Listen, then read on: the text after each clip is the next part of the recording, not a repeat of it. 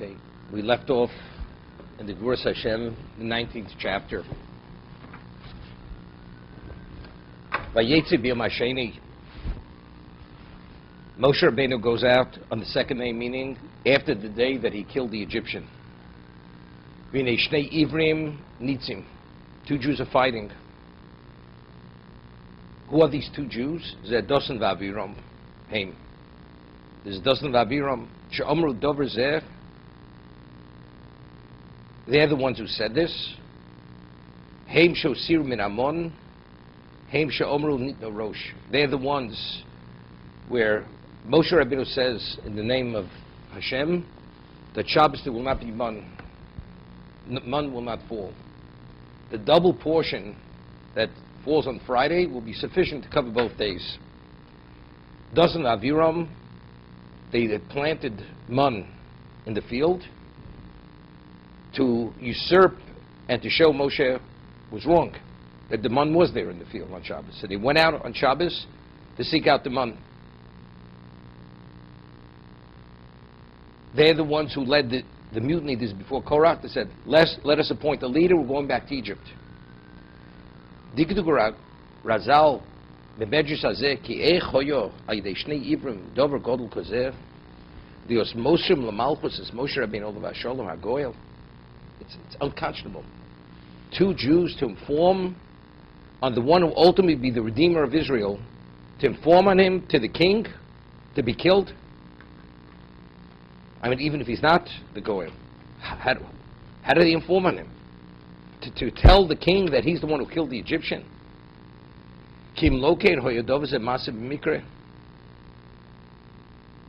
Shemashlo nasrak b'pamachas mikru. Something which happens once. You'd say it's not an indication of anything. Why? Things happen. But something of this nature that happens to Moshe Rabbeinu, you can't attribute this to happenstance. Shomer HaKosef hein kol elo yifal keil pamayim shalosh. To indicate that God brought something about, if it repeats itself twice or three times, you see clearly, it cannot be attributed to happenstance. Im gever, klomar davashu b'pam achas hu b'mikra. One time it could be a mikra. Meaning, things happen, but it's not necessarily, you don't draw any lesson necessarily from once. V'im b'china b'davashu b'mikra. The Efshalom Shoya Dovze b'mikra. But although this only happened once, they informed the Moshe Rabbeinu. This you cannot attribute to happenstance. Moshe Rabbeinu had to flee. It was meant to be Moshe Rabbeinu. It had to be found out that he killed the Egyptian. Why they chose? They were evil. They chose. But it's not because they happened to notice and they chose him to be the victim of their evil. No. He was the victim because he had to be the victim. This cannot be attributed to happenstance. Because what was the direct outgrowth of what happened? That he had to flee. He went to Midian, and ultimately he was summoned back to bring about the redemption from Egypt, which is the Gula. As a result of this, he fled to Midian. V'nosa bas Paro, bas Yisro. He married Yisro's daughter. V'niglalo ashchina. And where did the Shechina, the divine presence, reveal itself? The story with the burning bush. This was in Midian.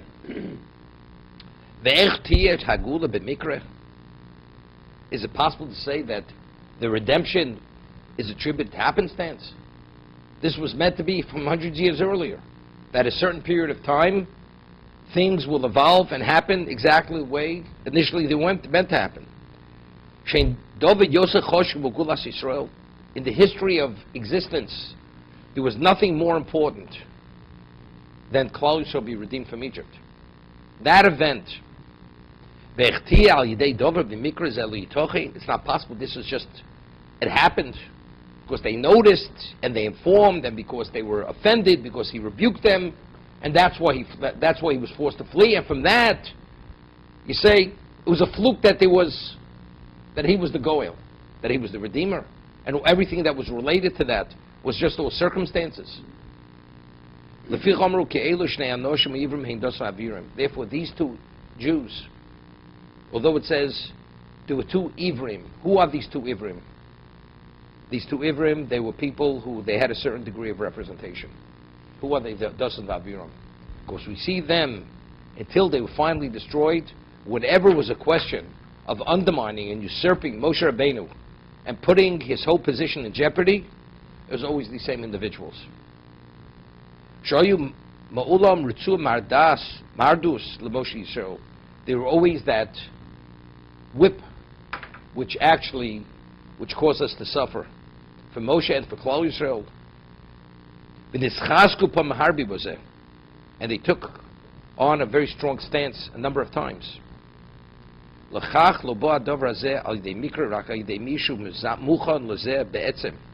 Meaning there was something innate in them that they were meant to be the ones to bring about whatever came about. They have these two Dasan Aviram, and through them things are meant to evolve. They're meant to evolve. It's not because they just happened to be there and they noticed. HaKadosh Baruch Hu wanted them to be there, and because who they were, being who they were, they informed the Moshe.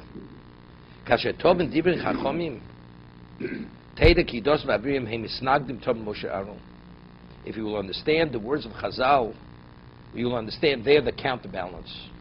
Dasan Aviram are the counterbalance to Moshe and Aaron. Aaron and Moshe, they are the equivalent of Kedusha, and Dasan Aviram, they represent the evil to counter the Kedusha. Kasher Zochi Yisrael l'shnei anoshim nivdolim michlal Yisrael b'maleh b'Moshe v'Aaron. When Klal Yisrael merited to have two individuals who were exceptional in dimension of spirituality, totally removed from physicality. There was something, there was a counterposition. Evil always counters, is always the counterbalance to good. So who was the evil that countered Moshe and Aaron? The representation of evil is Dasan Aviram. It's interesting. Whenever we speak of counterbalance, usually it's always the non-Jew versus the Jew. We don't think about it always like within the Jewish people. Here we have within Klal Yisrael, there's a counterbalance. Dasan Aviram are the counterbalance, 2 versus 2. Rishon nivdolim l'ra. Just as Moshe Rabbeinu and Aaron were totally removed from the physical to represent the spiritual, they were totally removed from goodness to represent evil. It's a total removement. The Rab Mistag Tomid El Moshe Vel Toroso, to counter Moshe and his Torah. Leficha Chayu Tomid Elu Ashnai Misnagdim Lehem Ba'atzmam. Therefore, who always, they came out of, after they had withdrawn the straw subsidy to make the bricks. So what happened? Moshe goes to Paro and says, why? You're making it more difficult, Jews. He says, well, they're lazy. They don't deserve better. They don't deserve better. So as they're going out, who do they meet? They meet Dasan Aviram. And what does Dasan Aviram say to Moshe and Aaron? God will judge between us. You people will pay the price. All the suffering you brought upon us. And who made that statement? Dasan Aviram. So they're reprimanding Moshe and Aaron for coming as the Goel. But you see what evil could do. What was the result? After that remark was made to Moshe and Aaron, he says, God should judge between us and you. Because look at this hardship. Rather than things becoming better, they became more difficult. The exile has intensified. The Golus became more difficult. So what did Moshe Rabbeinu say to HaKadosh Baruch Hu? Why did you make things so difficult for them? Why did you send me? Which was a sin on Moshe Rabbeinu's part. As a result of that, that's one of the reasons Moshe Rabbeinu did not go into Eretz. So Hashem says, now you will see the redemption. But them entering into the land, you're not going to see. Because that was considered a disrespect. So what do we see? That evil, it not only counters the good, but it damages. Because of that remark, countering Moshe and Aaron, It actually touched the chord in Moshe, which weakened Moshe. And Moshe therefore spoke out of turn. And Moshe, we did not merit to have Moshe bring us into Eretz Yisrael. Otherwise we would have merited it.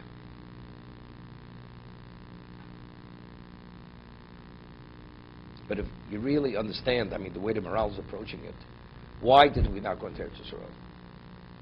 Because Moshe Rabbeinu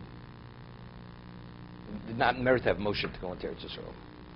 So the famous Orach Chaim HaKadosh says, we know that anything that Moshe was involved in exists eternally. So if Moshe Rabbeinu would have gone to Eretz Yisrael and he would have built the Beis HaMikdash, the Beis HaMikdash would have never been destroyed. Never. Regardless of the failing of Klal Yisrael. Now, when HaKadosh Baruch Hu destroyed the Beis HaMikdash, why were we not destroyed? So the Navi says, because God expended his wrath on the wood and on the stones and did not expend it on us. So because there was something was in place of ourselves, it's like HaKadosh Baruch Hu takes a korban rather than the sinner. The sacrifice in place of the sinner, rather than the person dying. And that brings atonement, kapara. Identity, the Beis HaMikdash is the kapara for Klal Yisrael. But if HaKadosh Baruch Hu cannot use the Beis HaMikdash because it's Moshe Rabbeinu's creation, so what happens? We have to be destroyed. So therefore, why did he fail in these various, it was just coincidentally he failed. He had to fail. Why did he have to fail? Of course, it was his choice to fail. But Hashem created a scenario that the evil confronted him the way that he should react. In a way, he had choice. But he failed. Because he failed, you will not go in. He struck the rock. What he struck the rock? Because he became angry. They angered him because they spoke disrespectfully. Where's the water? So he called them rebellious people. He struck the rock. But why did Hashem allow him to be exposed to their level of disrespect? Because they weren't ready. If he would go in, they couldn't exist.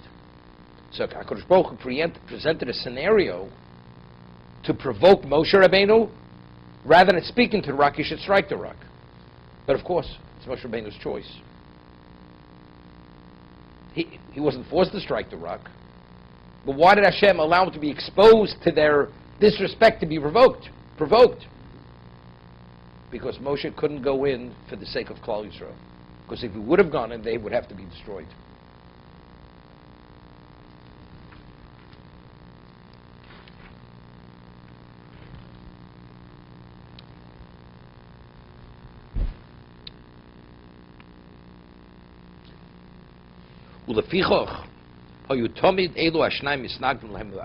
Therefore, these two individuals, Daslam and Aviram, were always the counter. They always countered Moshe and Aaron.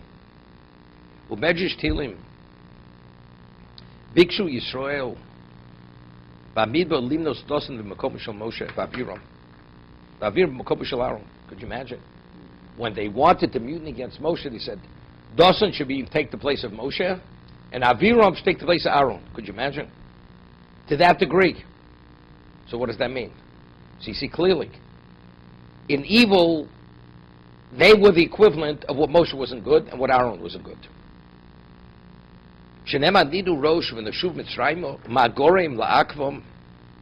What stopped them in their tracks? What removed this counterforce? V'tiftach oretz. V'tivla. The earth opened its mouth and swallowed them up. They went down with Ados Korach, with the community of Korach. V'tivla dos v'tchas al ladas avir v'atkan. The earth opened up, swallowed Doson, and covered up the congregation of Aviram. Adkan. It's the Medrash. Otherwise, they'd be here forever. Harei, so we see clearly, she'elu shneim he misnagdim l'Moshe Rabbeinu olav hasholom.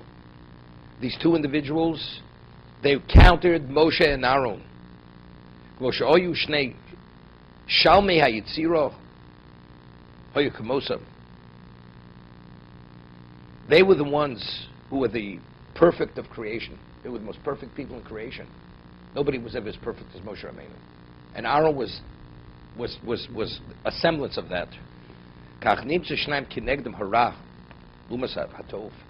Identity were the evil, which counted the good of Moshe and Aaron.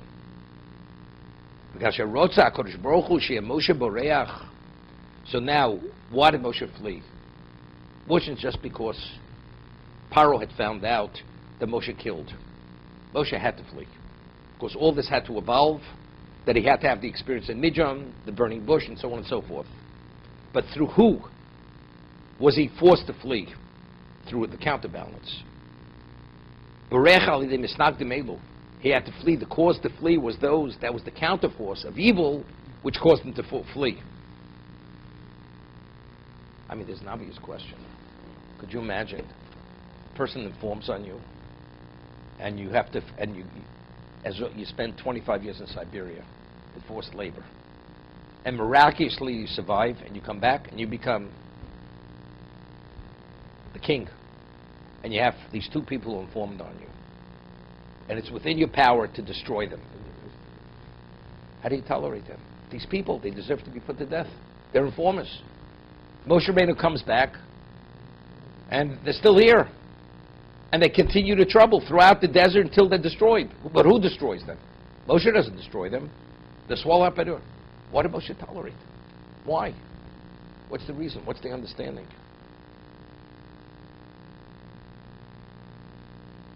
If Bezdin is permitted to put a person to death for violating a rabbinic law, if it's considered a breach, which will undermine the stability of a community, Bezdin has the right, even for violating a rabbinic law. So these people, they did a lot worse than that. They tried to usurp Moshe Rabbeinu's power continuously. They went against God. Why didn't they?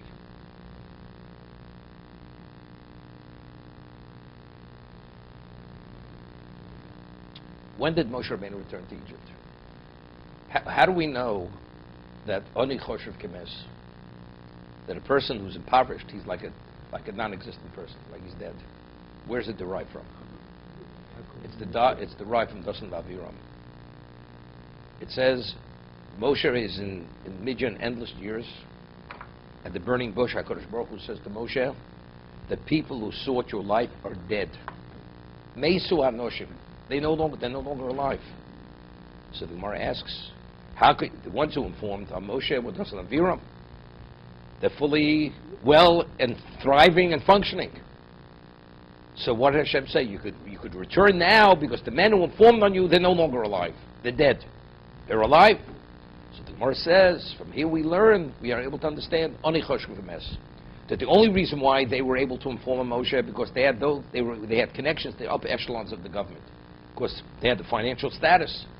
But now that they become impoverished, they have no way to communicate and to incite the government or to be in a position to jeopardize Moshe's life. Therefore, Moshe could return. What did HaKadosh Baruch Hu say? Return because I will destroy them. Hashem says, I will destroy them. What is this? Hashem says, the reason why you could return because I've incapacitated him. Hashem says, better. Return because I'll take them out. I will destroy them. So what did Moshe Rabbeinu understand from that? Dasan Aviram are meant to be. That this is the context of the struggle between good and evil. And despite their evil, they have to be there and continuously they have to be triumphed over. Until finally, what was the story about Adas Korach when they were swallowed by the earth? What was in question? What was in question then was the authenticity of the Torah. That was to establish the authenticity of Torah forever, that Moshe emes for Torah so emes. So what was the value of Dasan Aviram till the very end? That the authenticity of Torah should never be questioned. The Mishnah says in Pirkei Avos, there were 6 things that were created Bein Hashmashos in the twilight period of Erev Shabbos. One of the things that was created was Pi Ha'aretz, the mouth of the earth that swallowed up Dasan Aviram and Korach V'Adosa. If you take a look what those things were, every one of those things had an eternal impact and determination for the eternity of Klal Yisrael. The Luchos, the donkey of Bilam being able to speak, the Pi Ha'aretz. Because again, I once asked, why was he so influential? Because Gemara tells us in Sanhedrin that when he left Egypt, he had over 300 pack animals just carrying the keys to his treasure. Could you imagine how wealthy he was? He was the wealthiest. The Chazal tells, the Medrash says, that in the history of existence, there was no wealthy Jew wealthier than Korach among Jews and Haman among Gentiles. I'm not talking about within royalty, but as a commoner, there was no one ever wealthier than Korach among Jews, and among commoners was Haman of Russia. Why was he so powerful, Korach? First, he had a prestigious pedigree. He was Moshe's first cousin. But still, why did they cower to him? Why was the submission? You have such wealth. But this was the most serious moment in the history of Klal Yisrael. He questioned the authenticity of Torah. To bring up such a question, and he nearly succeeded. The answer is, and had he come upon the wealth, so Gemara says it was a miracle he came upon the wealth, because it has to do with these Parshas that we're learning right now. Yosef, as the viceroy of Egypt, accumulated all the wealth of the world. It says that he stored away a third of it, hid it away, and a third was put into the coffers of Egypt. But a third was hidden, was buried. When the Jews were told to borrow the wealth from Egypt before they left, all of a sudden, the ground just opened up, and Korach happened to be at the right place at the right time, and he noticed a third of the wealth of the world. This is what Korach had. It was a miracle. But what did God perform a miracle? He's not a good guy. He's not a good person. This wealth ultimately will put Klal Yisrael into jeopardy, spiritual jeopardy. The answer is, you may have a setback, but this setback is to put things in place forever. Because of that wealth, the questioner was asked. The answer, the response to that question is going to be put to rest forever. Why? Because the earth, when it opens its mouth, that's God's answer. Forever. This is my word. Moshe emes v'Torah emes. So that's the reason why Hashem wanted them. Just as Korach came upon the wealth to bring this end result about, Duslan and Aviram were needed, and it was clear to Moshe. Because otherwise, what does God say? They died, meaning they were impoverished. He should say, they're no longer alive because I've taken their lives. So clearly, to Moshe understood, they're a necessity. For the development and involvement of Klal Yisrael, they are a necessity. Moshe Rabbeinu did nothing to them. He tolerated them. Maybe he reprimanded them, but he did not do anything to them to harm them or to destroy them.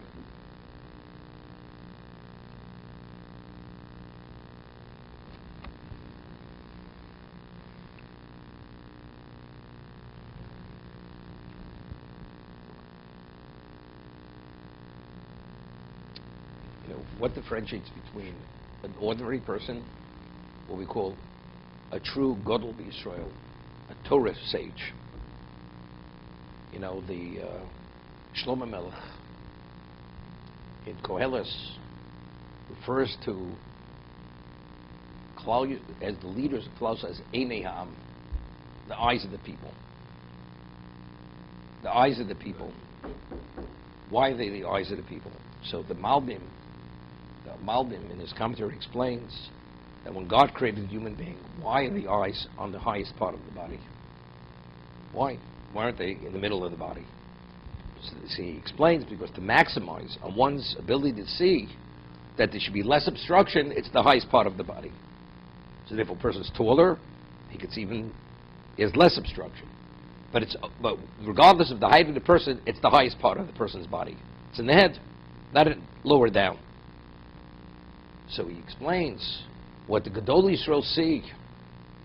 They see things the average person doesn't see. Just as the person, because it's the height, it's the highest part of the body it sees, which if it would be low, it wouldn't see. Identically, the Torah leaders, they understand things which the common person does not understand. So every decision Moshe Rabbeinu made, he understood exactly what God wants. He knew how to read between the lines. If Hashem says, Mesu Hanoshim, therefore you could go back, means they were impoverished, what does that say? That says, leave them be. Because, what do you mean? They've been impoverished? That's how I've incapacitated him. I've incapacitated him because I took their lives. So Hashem is saying, you have to know how to read between the lines. Famous story of Chaim Brisker. It's known. Rav Chaim Brisker's chesed, his acts of kindness, were legendary. He gave away everything. Selfless chesed, Rav Chaim Soloveitchik.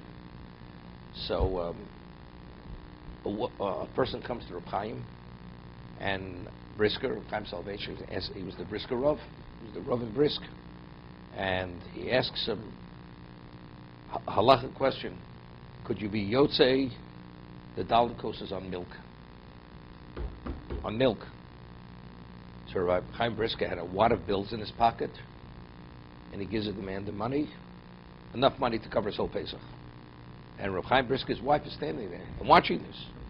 So she goes to her husband and says, what are you giving the man so much money for? The man comes and asks you a halachic question. Could you be yotzei the dalet kosas on 4 cups of milk? So what are you giving him so? He says, don't you understand? If he doesn't have wine for the Seder, that means the man has nothing for Pesach. Therefore, I gave him enough money to cover his Pesach. Otherwise, why is the man asking such a question? But you realize you have to be a Godel B'Yisrael to understand that the man has nothing. The average person says, what do you give? The man didn't ask for it. What are you giving to him? So you have to be able to read between the lines. The Yomer. He sees these two individuals fighting. The Yomer, the Rosh, he says to the evil one, Loma takereyecho. Loma sak, why are you smiting your fellow? Why are you hitting your fellow? That's what he says to them. Dorshu Razal, he kisha lo nemar. Doesn't say, why did you hit? Taker grammatically is, why will you hit? Why will you hit? Ela taker lo shena osid. Abel gav shluhiko nikra rosh ba'arom siyad. Although he didn't smite him, he didn't hit him. But even attempting to hit, that's enough that you should be classified as a Russia. A Jew raising his hand to his fellow Jew to strike him, that's enough to be classified as Russia. The person doesn't even have to strike him. Ready to assume that level of classification. Ubiyaro.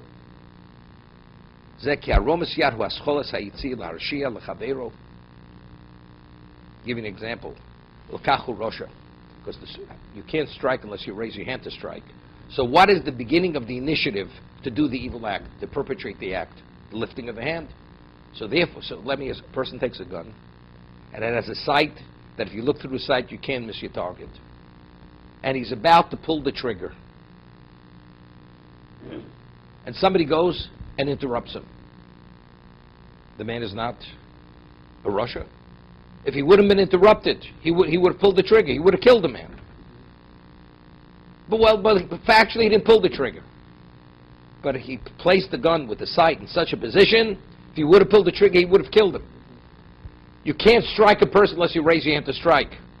Because Moshe Rabbeinu reprimanded him. At that moment, that's why he didn't come down with force on this fellow. But the lifting of the hand, that's already the initiative to perpetrate the act. Like two people go to a bank, they want to hold up the bank, and they get caught. Right when they have all the tools right by the door, they're caught. Well, the man said, but I didn't break in. But from all the evidence, if we wouldn't have come at this moment, you would have been through the front door.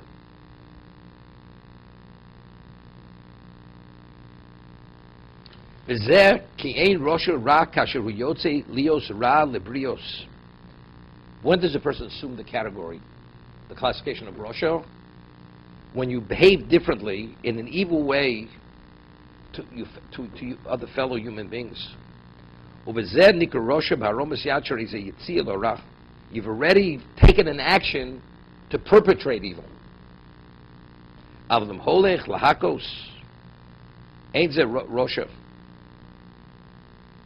the person is going to smite a person, he didn't yet lift his hand. The lifting hand is the prerequisite to striking. What about a person who's traveling to a location to strike somebody? That's already too far removed.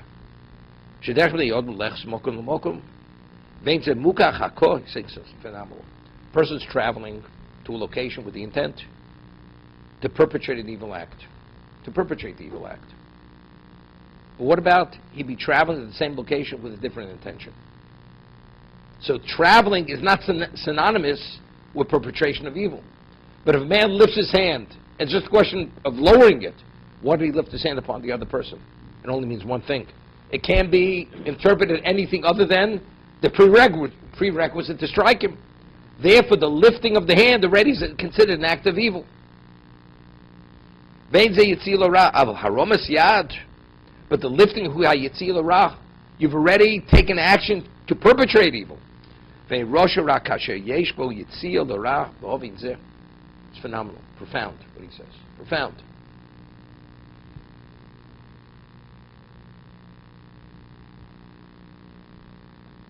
He says, understand that. It's interesting. The Gemara tells us a Kedushin that for a Jew, if a Jew has a thought to do the wrong thing, to sin, to perpetrate an evil act, thought alone, God does not value it as an action. Does not value it as an action. But for a non-Jew, the thought, which means the thought to do, then something happens, the person doesn't do it. Something interferes, he doesn't do it. Right? The person has a mind, he's going to steal. And somebody walks in, but outwardly it's not noticed by anybody. He doesn't do the act of theft. For a non-Jew, he's already culpable for stealing. Because the only reason why he didn't steal is because something interfered. The Jew, even if he had in mind to steal, but if he didn't actually do the act, he's not held culpable. What's the difference between the Jew and the non-Jew? But what about a Jew who already has stolen? He's done this before. And he had in mind to steal. And his plot was foiled. Even though he's a Jew, because he's done it before, he's held accountable for stealing, although he didn't steal. Because why didn't he steal? Because something foiled his plot. That's the only reason why he didn't steal. So what's the understanding? A person cannot steal. God knows what your intent is. You cannot steal unless you have a mind to steal. Correct? So therefore, it's the equivalent of us seeing a person raising his hand to strike a person. We see he's going to strike. Unless you plotted to steal, you're not stealing. So for a Jew, if he's never stolen before, because he has what we say an innate goodness, what we call a cheskes kashrus, he has a presumption of innocence. Therefore, he's not until he does the wrong, he hasn't done the wrong. Because the essence of the Jew is good. So until he's crossed the line, he hasn't crossed the line. But what happens in the past, he has crossed that line. So if he's crossed the line, he's no longer innocent. But we can't prosecute him unless he crosses the line. But if God knows he would have crossed the line if I wouldn't have interfered, so God sees he raised his hand already. You raised your hand, you're liable. There's liability. Right? That's the understanding. Person is in the middle of a shir. He's dozing off. And the only reason why he kept awake is because the one who was giving the shir spoke loud enough to keep him awake. No? Does he get credit for listening to the shir, or doesn't he get credit? Okay? Maybe that'll keep everybody awake here. Okay. Vayomer Moshe. So when Moshe heard their response, when he rebuked them, and he said, Rosha lo masakis reyecho, and he said, since who are you to tell us? He understood. They said, are you going to kill us the way you killed the Egyptian? So what did Moshe Rabbeinu say? Ochei no da'adover. Evidently, it's known. If these people are talking this way, they already informed on him. If they know, Paro knows. Now, it's interesting. Who was Moshe? Moshe was a prince. He wasn't an ordinary commoner rebuking them. At that time, Dustin and Vera were very wealthy people. You say, an ordinary person goes, who are you to rebuke me? You know who's telling you, who's giving you mussar here? Who's rebuking you? This is the adopted grandson of Paro. And it was no Paro loved him more than a grandson.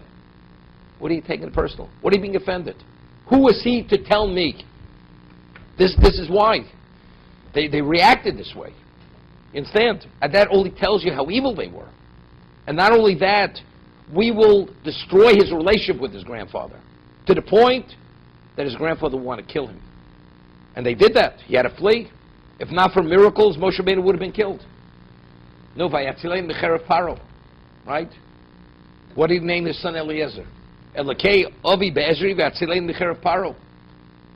The God of my father came to my assistance. He saved me from the sword of Paro. So Rashi said, what happened? Either the judge became blind, mute, or his neck became like a pillar of marble. They tried to decapitate him. Didn't. He was able to flee because of this.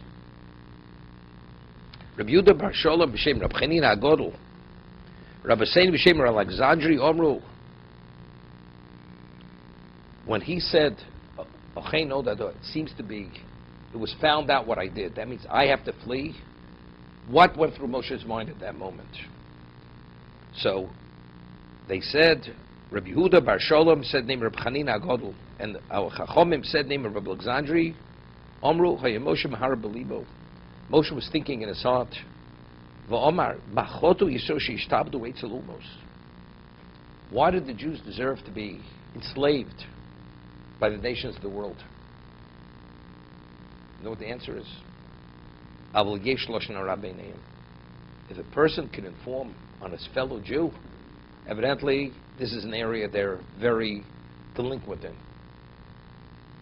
Heichem ruim legula.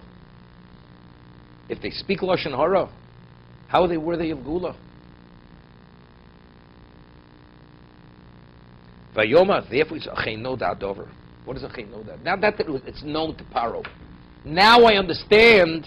Ato yodati beis dover chot dvar chet b'shtabdim. Ad kan. Now let's talk. What do you mean? The reason why they were in Egypt was, as we discussed, Avram asked the question, which was an inappropriate question. B'mo'eda kirushena, whatever the reason is, has nothing to do with them. Now, first, when did the bondage of slavery start? Not being in Egypt. We start counting the time from time Yaakov and his family came. Until that whole generation passed away, there was no bondage, there was no enslavement. But they were in an environment which was spiritually an oppressive environment. Therefore, it's considered the shibud. That's the exile started. But what about to treat them like slaves, to beat them, to kill them? When did that start? You know when that started? So the Medrash tells us, quotes a pasuk, they stopped circumcising themselves. The Jews said, we want to be like the Egyptians. Originally, the Jews were esteemed and revered by the Egyptians. They were seen as the most special.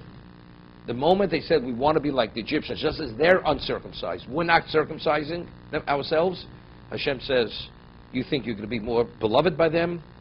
Those who loved you will hate you. They will despise you. And that's when the Sheba, that's when the bondage started. So it comes out like this. He said, Moshe Rabbeinu says, bondage doesn't have to mean slavery. When we're in exile, it doesn't mean slavery. We don't have to be in slavery.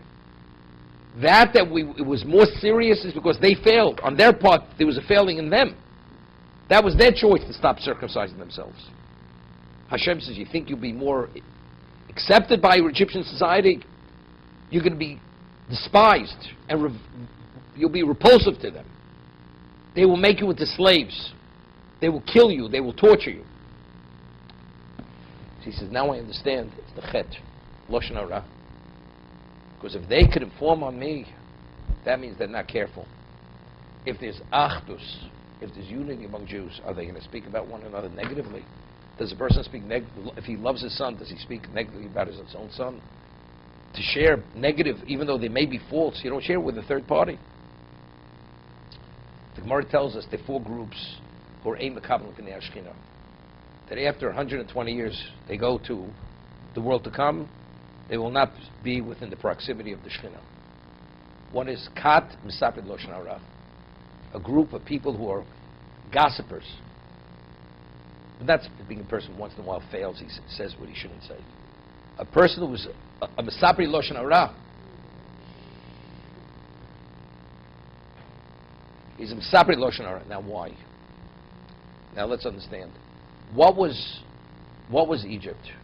Egypt was a prerequisite for Kabbalah Satorah. We had to be in Egypt so many years before we were worthy to be taken as God's people. 50 days after we left, we were standing at Sinai. We became the Am HaNivchor, we became the chosen people. What does it say when we stood at the foot of the mountain? It says Vayichan. They camped in the singular. In the singular. It doesn't say in the plural. Vayachnu.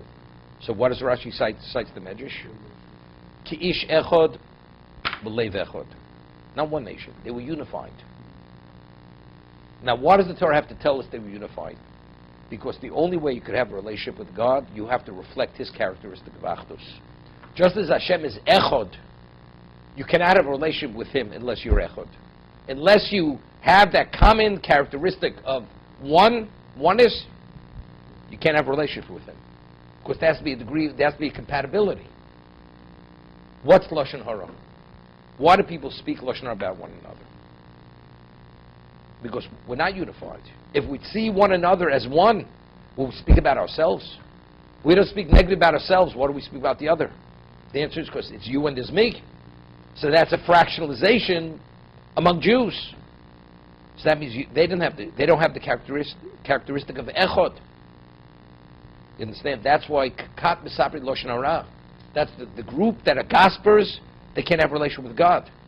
Because if you speak loshen hara, that means you people are the cause of what, or in a position. It's them and there's you. The Chofetz Chaim writes that one of the mitzvahs hasei pasuk means you're in violation when you speak lashon hara is v'ahavta l'reicha kamocha. You should love your fellow as you love yourself. The person, what did I say? What did I do so terrible? The person responds. Chofetz Chaim says, and if somebody would say that about you, would you want to say that about you? Well, but that's me. That's not him. So what does that say? It says, so what did the person violate? Where did he fail? V'ahavta l'reicha kamocha. See, it's a lack of unity. That we're subject to be under the heel and the bondage and the persecution, to be slaves of the Egyptian, because we don't reflect the characteristic of Echod. Now it's interesting. What is the bris? The bris is referred to as bris kodesh. That's the holy covenant. We identify with who? We identify with Echod. Echod, nobody could step on you. You don't have to submit to anyone. You want to be like the Egyptian, you want to remove the Echod, then we're not connected any longer. The moment you're not connected, you know where you go? They throw you to the dogs. The Gemara says, it says, Basa b'treifelo solchau. If you find meat with an animal that was killed by an animal in the field, you're not permitted to eat. Lakelef tashlich also. You should throw it to the dog. Before that, it says, V'ahavta l'reicha kamocha. Then it says, Lusisa shem hashov. You should love your fellow as you love yourself. You should not speak lashon hara. And then it speaks about this, throwing it to the dogs. So the Gemara says, why does the Torah juxtapose throwing the non-kosher meat to the dog to speaking lashon hara and failing in V'ahavta l'reicha kamocha? That a person who speaks lashon hara, he deserves to be thrown to the dogs. That's the Gemara. But why? What does it mean? Because why are we protected? Without God's good graces, chas v'sholem, we're vulnerable to every, God forbid, every tragedy. It's because God protects us continuously. A person who speaks lashon hara, even the person is not perfect, but if you share and you identify with him, I'm circumcised. I pride myself that I reflect who he is. That means you're one of mine. You're under my protection. You're a person who values unity. You reflect my characteristic of echod, of achdus. We have a connection. There's a base for a connection. But if you speak lashon hara, we have nothing to do with one another. And that's why the prerequisite to Sina was Vayichan in the singular. Because there was that level of unification, they reflected that. Therefore Hashem says, now you're ready to be taken as my people. Before that, not.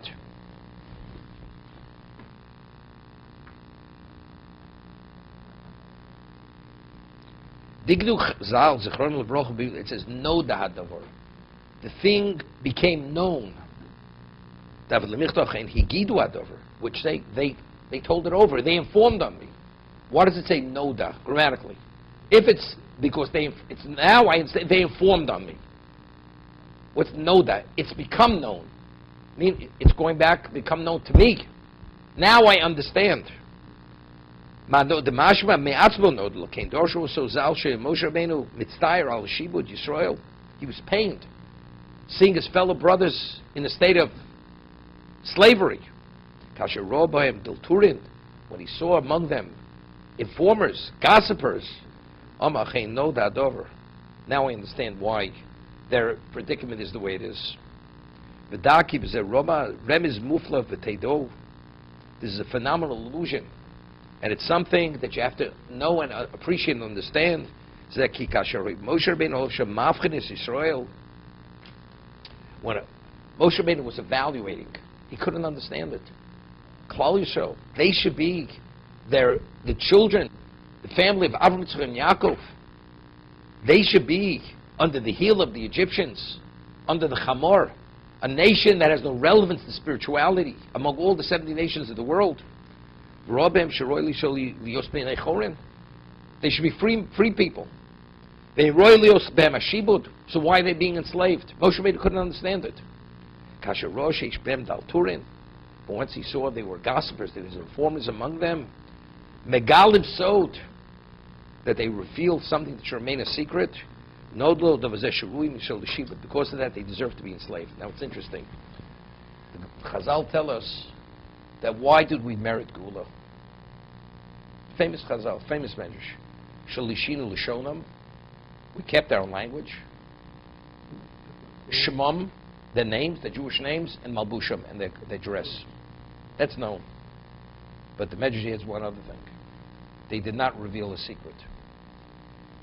They did not. They kept a secret among themselves. We have millions of people know something. Word does not get out to the Egyptians. What was the secret? The secret was, and they knew this 9 months before they left Egypt, that when they leave, each of them should ask from their neighbor gold and silver vessels and the valuable garments. But they're going to ask to borrow, but they're taking it for keeps. Could you imagine? Millions of Jews know this. Children know this. Everybody knows this. Word did not leak out. So what is that? Why did the Shibud come initially? Because they spoke. They revealed a secret. They spoke about one another.